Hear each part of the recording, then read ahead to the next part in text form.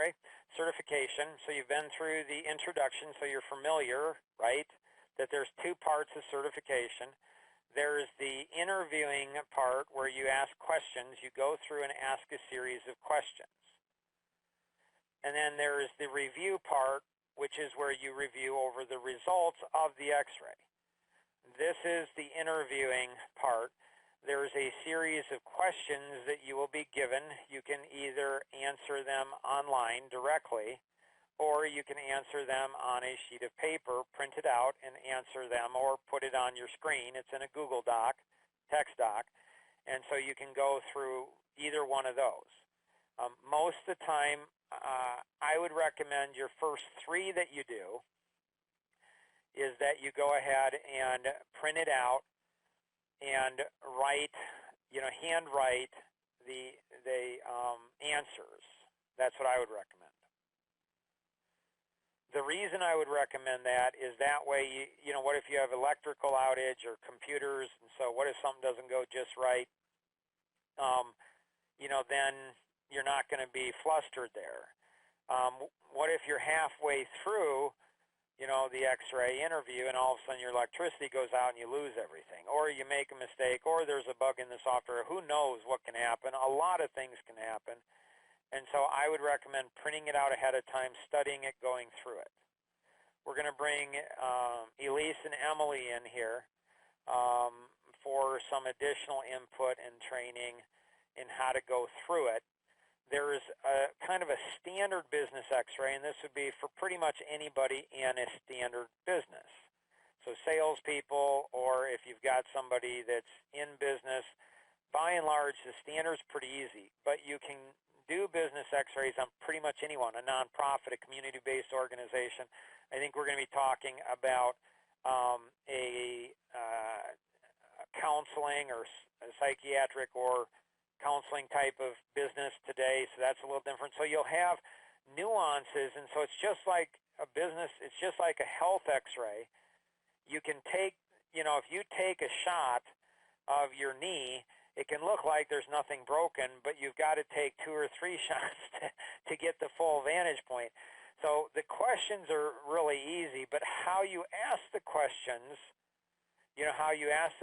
are very different. I would recommend before you do, an X-ray, a live X-ray, a paid-for X-ray, you might try it out, test it out on your spouse or somebody else or something, so you get used to, you go through it, or test it out with your art mentor or maybe your 2 art buddies where you go and do some role-playing and pretend you're going through it. It is crazy how easy it is to do, but it's crazy how easy it is to mess the thing up. Now, if you mess it up, that's the first impression. So they've paid, some amount of money, depending on which level they're going through, anywhere from $285 up to over $5,000, depending on which level they go on. So they've said yes to this, and so you're at the point of entry. And if you botch up on the interview, they can cancel. They'll cancel the order. They'll have a bad taste. It'll be hard to recover from that. That's the first impression. So it's really important that when you're going through that you do it really well. Now, Elise has been the one that's been highest trained in business X-rays probably ever by me. So I personally mentored her. We talk about the X-ray before she does it. So I'll often sell it, or somebody will sell it, and schedule Elise to do the interview. So it's important that Elise understands if she's doing the interview, she needs to understand everything that's in the 30-minute. So contextually, she can come in and know where they're coming from and how she ought to position the questions maybe in a little different way.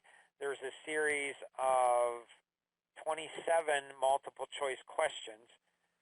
If you do it on a printed page, it gives you a little bit more flexibility than if you go ahead and do it online. If you do it online, you kind of have to follow the system.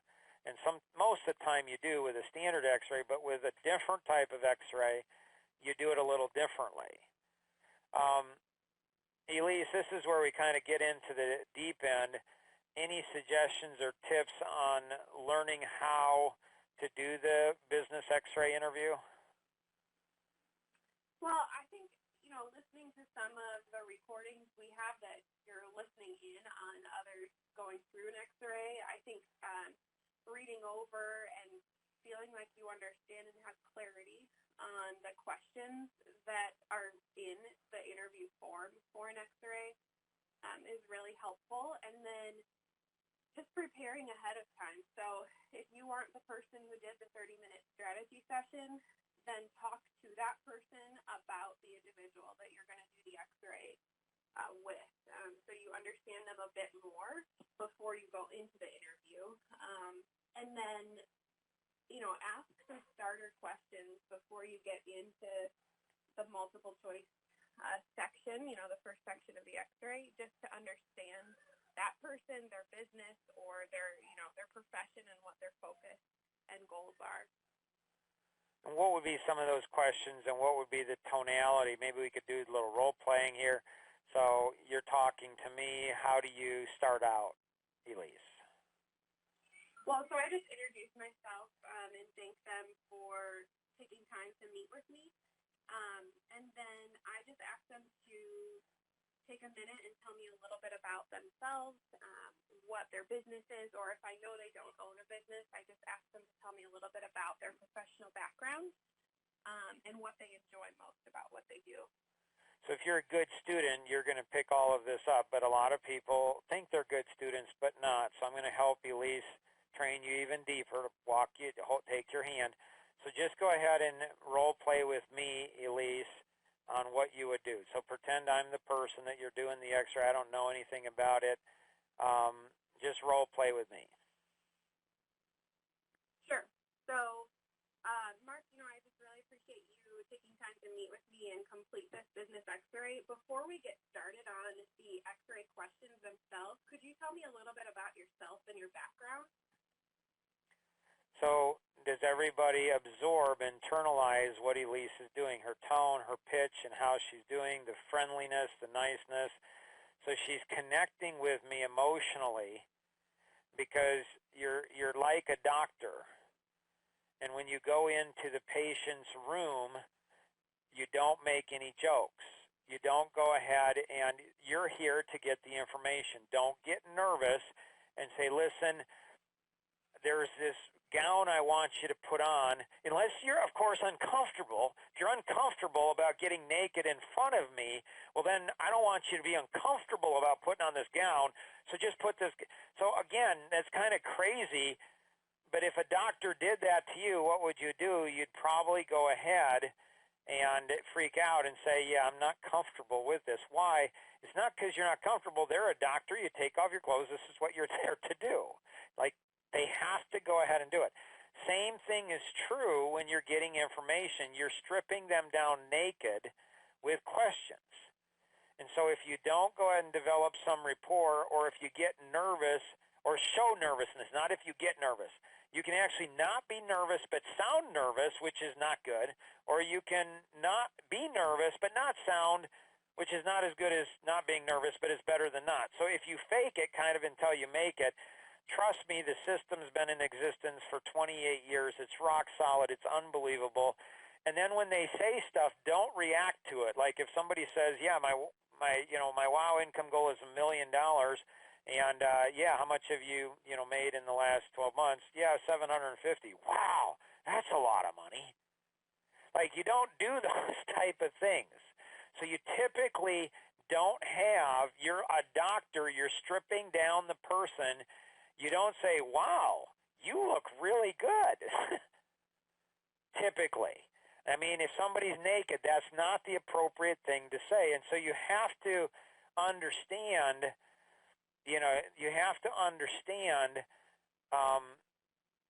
that you're asking questions and going through, and you have a job to do, you're going through it.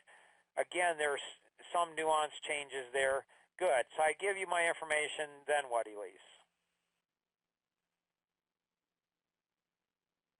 Well, so then I move on and I ask them, they told me a little bit about their business, and then I say, okay, and then could you tell me where you find most of your prospects, or I would ask, and then how do you get most of your business? Okay. And then what? Then what Elise does is what Elise does, she won't teach you in because she's unconsciously competent in this. But what she does is she listens. She's not thinking about what she's going to say next. She's not thinking about something else. She's listening at a deep level. She's not listening to just the words. She has no distractions. She's totally fixated and focused. That's the only person in the planet. And so she's listening for trust and rapport building. She's listening for nuances. She's listening for she's a tremendous listener, which is what makes her so good at this. And so you have to listen. When you listen to what somebody's saying, there is structure, but Elise has confidence that she can go out of the structure if she needs to. That's what makes her so good. You have to be careful about that. Often if I've got somebody that's a big talker, I will go ahead and apologize very quickly. I know they're a big talker. They're jabber-jabbering around and I'll say, hey, Joe, just to, love all the different things that you're sharing. I want to apologize up front. If I cut you off, it's not because I'm being weird or rude. It's not that, or I don't care, or I'm not listening. It's just I got everything that I needed to out of that. And so we do have a lot to cover today. So if I cut you off, I apologize for that. It's because we've got other things and I got enough information. Does that make sense, Joe? And so I'll go ahead and do those little things that will go ahead and help to move it along. For multiple reasons, I don't want this thing to go more than an hour. Now, there are exceptions, and sometimes you do, but again, you control it. You don't allow them controlling it. Okay, go ahead, Elise. Well, so that's a really good point that you made too, Mark. So when you're listening, you ask them to tell them a little bit about you. Typically, they'll tell you how long they've been in business or in whatever professional focus they're in. And then when you ask about where they get their business or how they get their leads, those answers will contain answers to questions that are further down in the X-ray interview. So it's really important to listen and take note of that so that you don't ask them that same question again later, unless you're going to ask it a little differently to get more information. Because, sometimes if you ask that question in the beginning and then you go back and you ask them further down, 20 minutes in, okay, and then tell me where most of your leads come from, which is a question in one of the later sections. They're going to say, oh, well, I thought we already covered that. And so it's just important to make sure you're aware of that. So this is why Elise is doing training for all of you, because she's a genius. Like, I would have never pointed that out. That's brilliant in what she shared there. And this is where it gets dicey. It's not black and white. And so it's okay. Some of you might be socially autistic, and so it's okay to say, oh, that's a cute sweater that you have on in the waiting room. Okay? But it's not appropriate to say, oh, that's a really cute bra that you have on. So you can't, like, sometimes people, they're not, so it's okay. You want to develop connection and relationship like you do with a doctor-patient, but you want to make sure you're appropriate with what it is. And so if you say, what do you like most about what you're currently doing, then they say something, you say, oh, that's neat. Like, that's okay to do. So this is where it's so hard to train, because it's interconnecting, it's interplay with them. You're building a relationship, but there's still a doctor-patient type of relationship that you need. It's really cool. Like, it's a lot of fun. You'll do great. Okay, next, Elise. Well, and so then from there, I just thank them for their time, and then I just move into some of the other questions. So I let them know. So I would just say, so Mark, thanks so much for sharing all of that information. I really appreciate it. What I'd like to do is go into the next section of the X-ray. This is a multiple choice section, and so I'll read the answer and the potential, or the questions and then the answers, and just choose the one that you feel most closely relates to where you or your business are at. Cool. And then what I say often in that is when I do that, I'll say it's multiple choice. There's 3 different answers. If you're not sure which answer it is, it's okay.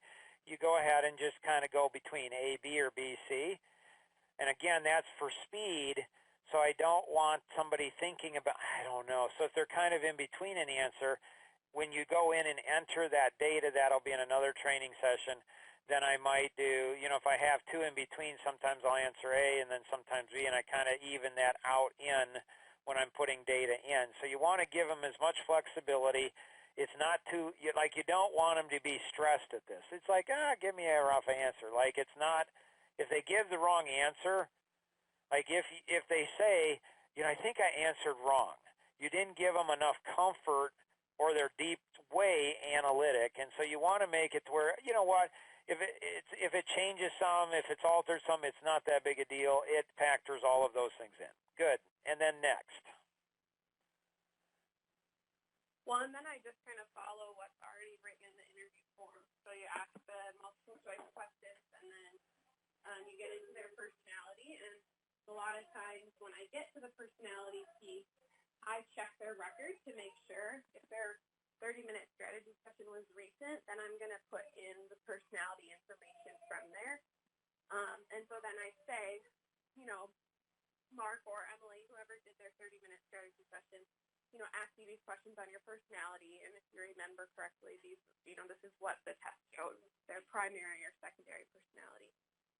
And then I move into the next piece. You ask them for their birth order, and then you just keep going into the next section from there. So it's flexible. There's some flex in it. Know where you flex in it. You'll do great again in doing the interview. Emily, you've done a number of different business X-rays, I believe. Anything that you would add or enhance or change or modify or share based on what Elise and I have shared? Yeah, I would say probably one of the biggest tips or whatnot I would share with people is to make sure that you yourself understand the questions, especially the multiple choice first set of questions.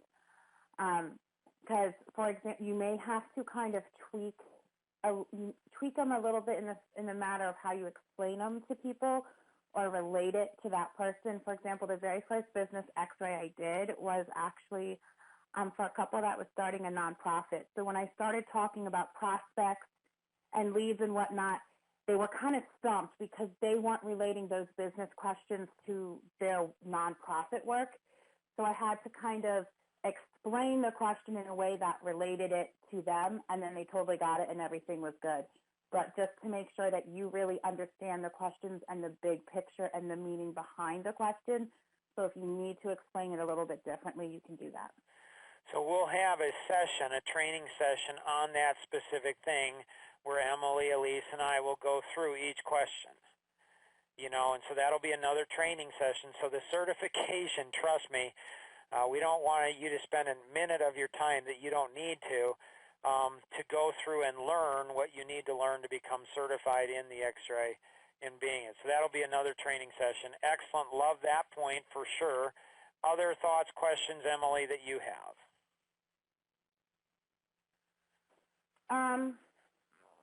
No, I don't think so. I think, it really just boils down to, just like Elise was saying and everything, when you're on the phone with the person, just make them feel comfortable, listen to them, and that's really, I guess, all I can say.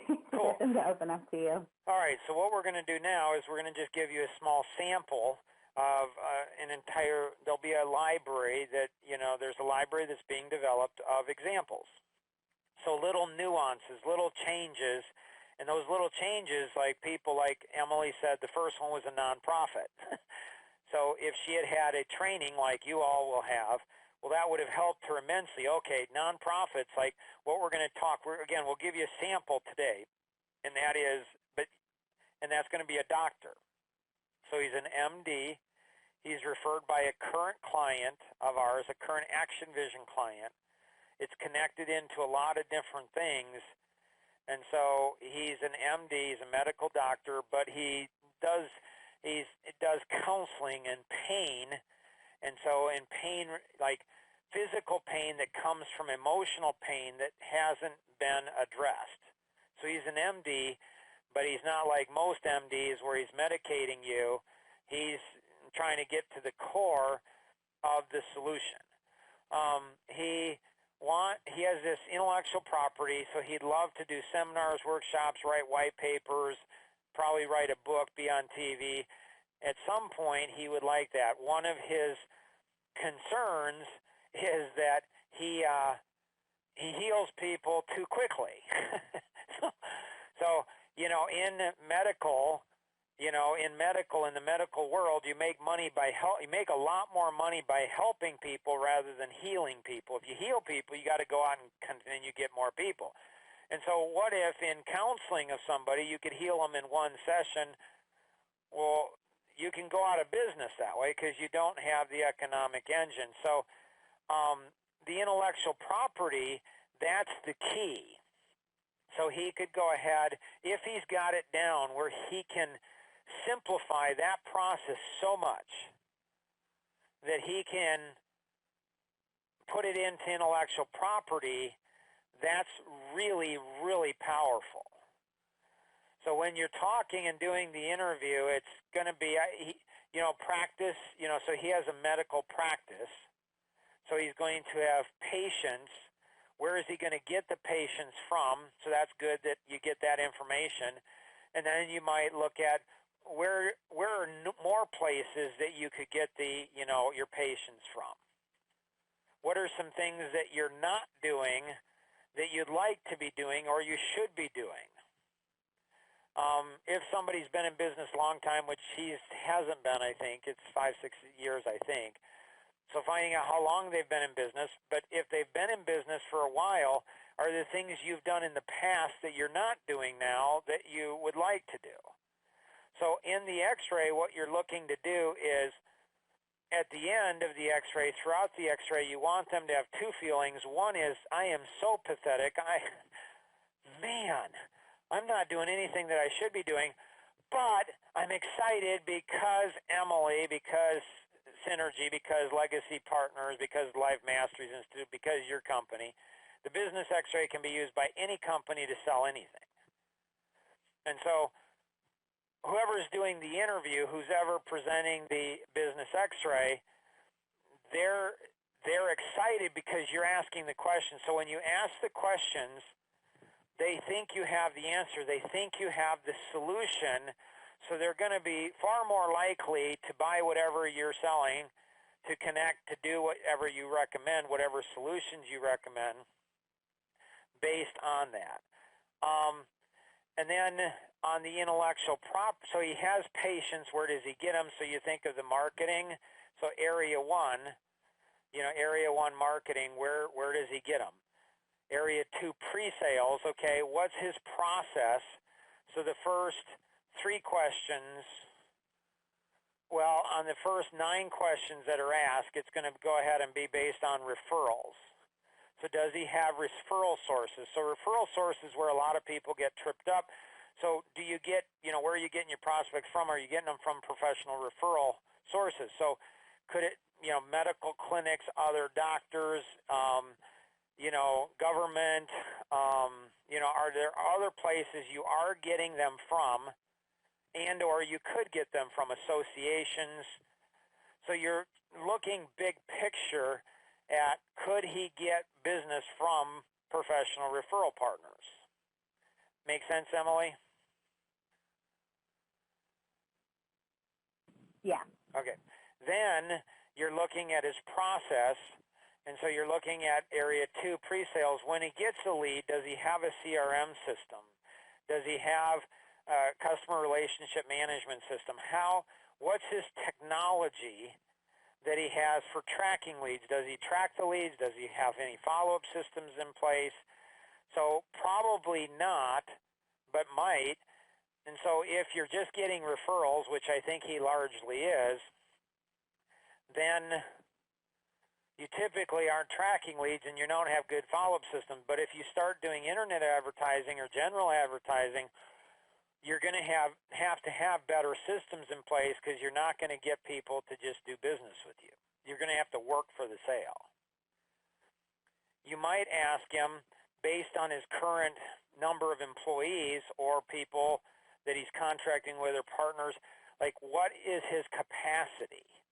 Is he running at 50% capacity? So how much more business could he get, could he receive without increasing his overhead? So is he running at 50% so he could double his sales with really no additional staff? His WOW income goal, what would his WOW income goal be over the next 12 months? That's going to be how many, so you'd follow up with that, and how many more staff members do you have? So in the 530 grid, it's asking key questions. It's asking key questions and then presenting the solution. So the questions is key. That's where the business X-ray is just amazing at being able to ask the questions and then, follow-up questions. Then you go down into the sale, the yes or the no. Are there a number of different product lines? And so that goes into box 27, penetration and expansion strategy. So are there additional services that his clients would get? Then you go into servicing. Do they ask for referrals and get referrals? And a lot of these will be built into the X-ray. Some you might want to expand out beyond that. And then creating client for life, relationships for life. Are there other products and services that they could offer, to their patients, to their clients? So that's going to be box 28. Do we send them some type of a newsletter on a regular basis? Is that acceptable? Again, it's in the medical field, and so they may not want to go ahead and have, they might not want their spouse or children or family members to know that they're getting help. So again, when you're dealing with medical, it's a whole different ball game than normal businesses. You have to be much more careful. And then leadership-wise, you might get into some of those, and that is, vision for the company, long-term vision. Do they have profitable partnerships? Could they have profitable partnerships? And being able to go through those. You generally ask the questions that are easy questions, easy ones. Once you get momentum, it's like an emotional bank account, you want to start out strong. That's where Elise's strategy, be nice, friendly, all of that kind of stuff, that helps. Elise, anything else that you would have for this particular X-ray that Emily's doing? I don't think so. I think the only other thing, and this is just probably not getting into a ton of detail, but just letting, Paul Weiner's the one who referred him. So just letting him know that you completed his X-ray and it was a great conversation, and thanks for the introduction, I think would be good. So absolutely, that'll be more training because we know that Paul could refer hundreds of people. He could become certified in the business X-ray. He could go ahead and be using this tool in what he's doing. He could do hundreds of them. He could refer hundreds. He could do hundreds. And so these, the understanding the science behind it and how to leverage it is so really important. And again, go into the library. The first one, you're probably going to be really nervous. There's a high probability you're going to do great. It's going to go great. You're going to love this. You're going to say, Mark, Elise, this wasn't that hard.